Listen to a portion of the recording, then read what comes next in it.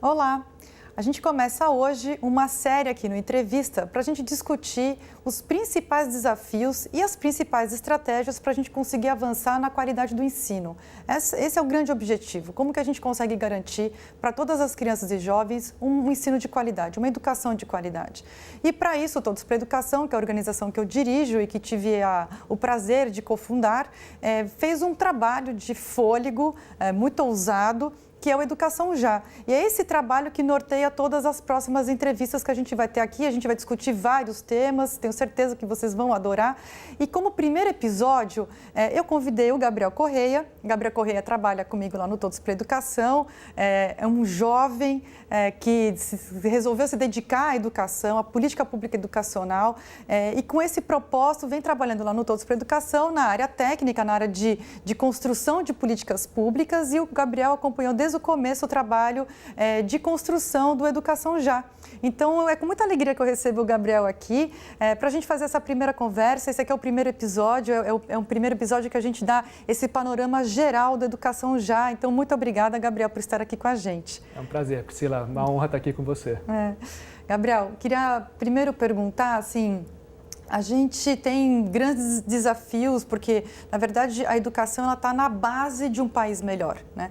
A gente não tem a menor possibilidade de a gente melhorar como país em diversas áreas se a gente não melhorar a educação.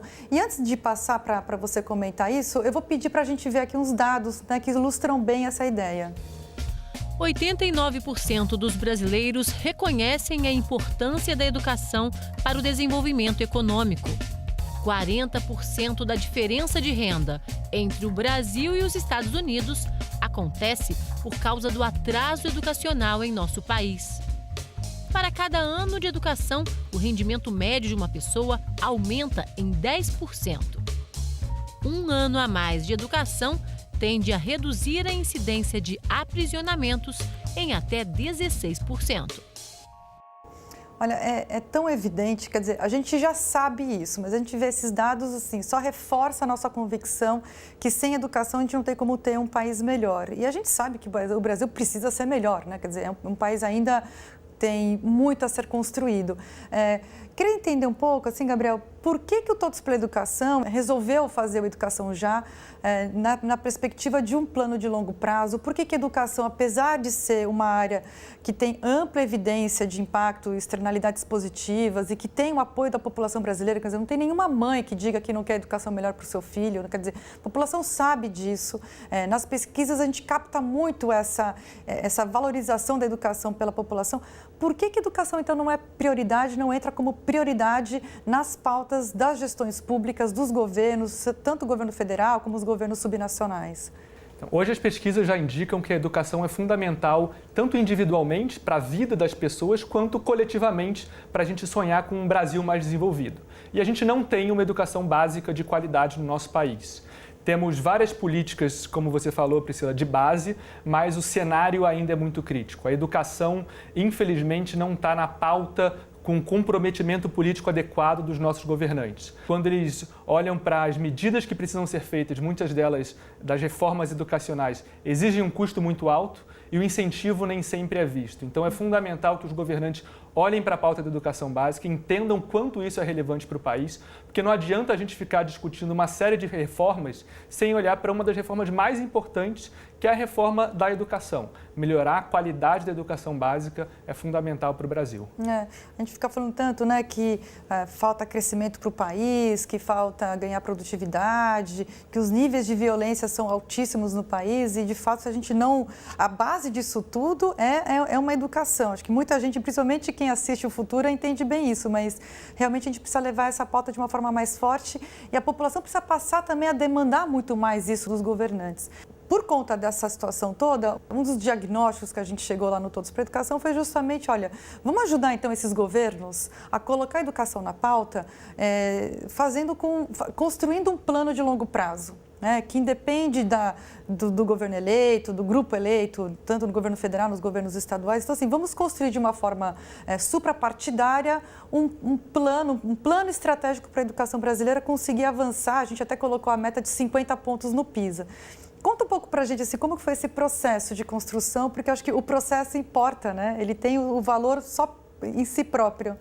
Então, importa muito. Então, olhando para os dados educacionais e para o período que o Brasil vive, né, que é início de novos governos, Todos pela Educação, com outras organizações e dezenas de especialistas, coordenou um processo de construção de propostas de políticas públicas para os próximos governantes adotarem para a gente conseguir dar esse salto de qualidade na educação básica. Então foi um trabalho ao longo de todo o ano de 2018, olhando para 2019 como uma janela de oportunidade, em que esses especialistas foram envolvidos e e com muito debate, num processo muito interessante, a gente conseguiu construir um documento que foi apresentado para todos os candidatos à presidência da República e para servir de base para o novo governo, tanto o governo federal quanto para novos governos estaduais. E esse documento traz 7 prioridades muito detalhadas para a próxima gestão federal poder avançar e apoiar esse salto de qualidade que a gente precisa na educação básica brasileira.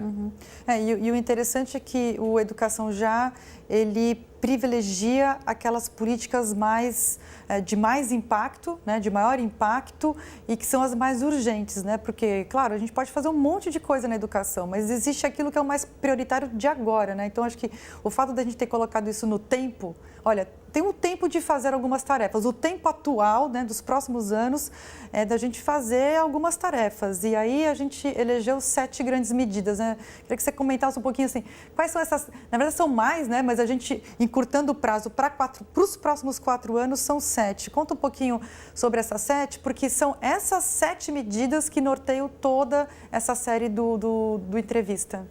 Então, até antes das 7, 2 premissas importantíssimas para pensar a política educacional, que baseiam toda a proposta. É que, em primeiro lugar, não tem uma medida única que vai salvar a educação brasileira, a famosa não tem bala de prata que a gente fala, e que todas as medidas educacionais precisam ser pensadas para chegar dentro da sala de aula, para apoiar o professor, apoiar o aluno e que essa relação de ensino-aprendizagem aconteça da melhor forma possível. Então, isso que baseia como premissa as 7 medidas, e elas são divididas em 2 grandes blocos, podemos dizer assim. Tem 4 medidas mais estruturantes, mais fundantes da educação brasileira. Se a gente fala muito de aprendizagem, a primeira delas é ter uma base nacional comum curricular que estabeleça quais as aprendizagens todos os alunos têm direito a aprender ao longo da trajetória escolar e que vai nortear os currículos, os materiais, a formação de professores, as avaliações e assim por diante. Então, a base nacional comum curricular é implementada e aí um segundo elemento fundamental, sem o qual não existe melhoria na educação, que é o elemento mais importante da educação, que são os professores. Então, uma política nacional de valorização e profissionalização da carreira dos professores. Então, essas 2 medidas estruturantes mais voltadas para a sala de aula. E aí tem outras 2 mais voltadas a nível de secretaria, de sistema educacional, que é de financiamento. A gente garantir um financiamento da educação mais redistributivo e que induza a qualidade, induza a melhoria de qualidade. E mudanças na governança da educação. Então, quais são as regras na governança da educação que dizem respeito ao que cada ente, né, então a União, estados e municípios, têm atribuição e como eles devem cooperar entre si. Então, base nacional, professor, financiamento e governança são essas 4 mais estruturantes e depois um olhar muito específico para etapas fundamentais da vida do aluno. Primeiro, primeira infância. As pesquisas já mostram que sem uma primeira infância muito bem trabalhada e desenvolvida nas crianças, não vamos conseguir ter uma trajetória escolar adequada. Depois, um período de alfabetização. Hoje em dia é uma vergonha o Brasil terminar o 3º ano do ensino fundamental, nossas crianças, sem uma alfabetização adequada. Então, metade das crianças terminam o 3º ano sem estarem plenamente alfabetizados. Um olhar para a alfabetização é muito importante. E aí, quando a gente olha para a escola de adolescentes e jovens, um foco muito grande em ensino médio. O Brasil está discutindo um novo modelo de ensino médio que precisa chegar nas escolas, então, fundamental olhar para isso. Então, com as 4 medidas estruturantes e mais primeira infância, alfabetização e ensino médio, o Todos pela Educação, junto com esses especialistas e organizações, elencou essas prioridades para o governo federal nesse mandato de 2019 a 2022. Perfeito. E, assim, na verdade, a gente fez um trabalho suprapartidário, né, e com pessoas que têm muito essa visão do concreto, né, da gestão, Claro, muitos especialistas mais acadêmicos, mas também muito com essa pegada do que dá certo, as evidências, gente que já experimentou e olhando muito para as experiências internacionais, mas adaptadas ao país. As experiências que a gente tem muitas experiências boas hoje no país, né, Gabriel? Porque há uns 10 anos, 15 anos, a gente não tinha experiências em sistemas educacionais. Hoje a gente tem já Pernambuco no ensino médio, Ceará na alfabetização, a gente tem já experiências de larga escala no país que permitiram com que a gente conseguisse fazer esse trabalho mais baseado nas evidências, nas experiências exitosas e tudo mais, né? Acho que conta só um pouquinho assim, como que a gente fez o trabalho de construção, né? Porque os grupos de trabalho, como que a gente fez esse trabalho todo?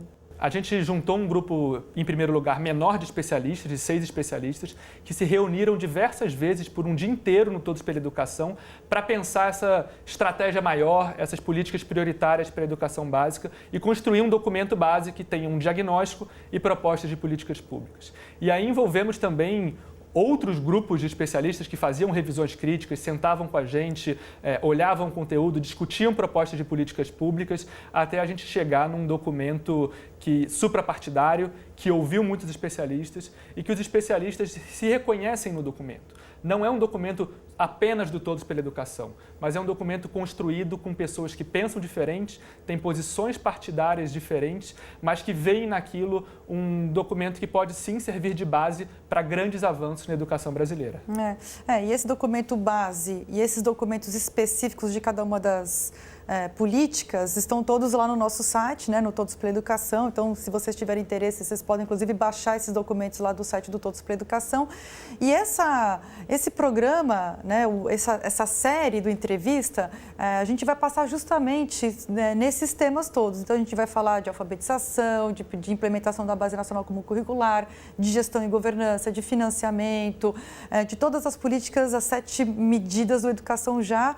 E aqui o Gabriel explicou para a gente esse geralzão, porque para a gente entender onde que a gente está. Hoje, o Educação Já é o grande norteador, né, das políticas, tanto no nível federal, mas também nos estados, no próprio trabalho do Congresso. Então, a gente realmente acreditou e acho que foi uma boa aposta de construir um documento que seja, olha, independentemente dos grupos políticos que estão governando o país, tem que ter um norte, né? E tem que olhar para aquilo que tem a evidência e não ficar combatendo falsos inimigos, né? Acho que é um pouco essa linha das evidências que é muito forte, né, Gabriel?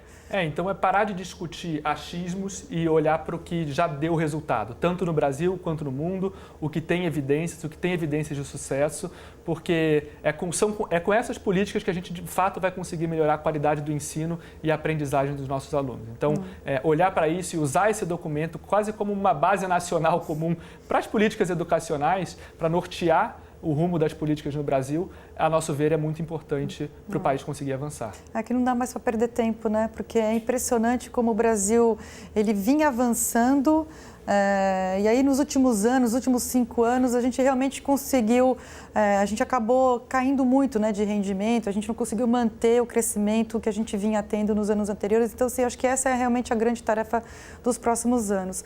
Gabriel, muito obrigada. Foi realmente assim uma visão geral da Educação Já e que vai nortear todos os demais episódios aqui dessa série do Entrevista. Esse episódio e os demais você assiste lá no Futura Play. Conto com você lá e até a próxima.